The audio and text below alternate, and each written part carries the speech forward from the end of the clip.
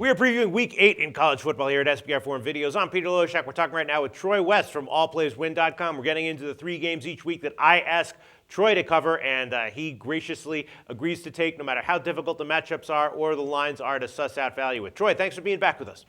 Hey, thanks a lot, Pete. No, I appreciate being on the show, and I love doing these games. It provides a little bit of a challenge for us, but, we're putting in a lot of homework in, and this particular game, I think we actually do have a pretty good side on, Pete. You think so? Yeah, this is a classic tough handicapping situation. Minnesota at Northwestern, right?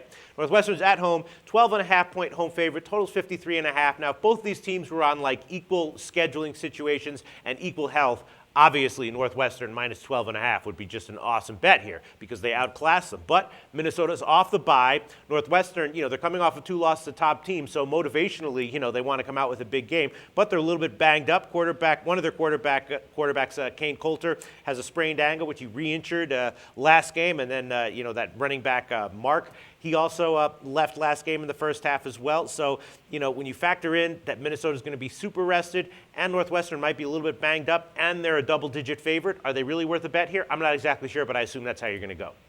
Yeah, no, you bring up a lot of great points, Pete. And when you're handicapping a game like this, the points you make really got to come into play because it is tough to back a Northwestern team like that. I am, however, going to back them as I've been against Minnesota quite a bit this year. I think we're 2-1 when we bet against them this year. And I'm just not impressed with them. I think they're very much a bottom-of-the-half Big Ten team. They've beaten up on teams that they should beat up on, and they've gotten beat pretty bad against the upper echelon of the Big Ten. I do think Northwestern falls into the upper echelon. I think they kind of faced the gauntlet of their schedule when they had to face Ohio State, and then the next week go to Wisconsin. That's a tough scheduling right there. I know they're banged up, but I'm very confident in this coach. They run a 2-quarterback system, so even if Coulter doesn't go, the backup's got more than enough experience to keep this offense moving the ball. I think the 12, it scares me a little bit, but I think that Northwestern's going to win this game by at least 2 touchdowns. I think coming back home, rest is a big issue here, but coming back home and coming off of 2 losses, I hope they have enough adrenaline and energy to pull off a double-digit win. I think they do. Yeah, psychologically, it's kind of a good situation for them, right? They're taking a major step down in class after 2, tough losses against top teams. So psychologically, it's a great situation for them, in my opinion, but I'm just wondering if, they have the energy physically and emotionally to get it done. You think they do? I think they do. You've got to remember, these are college kids. These are kids that are 19, 20, 21 years old.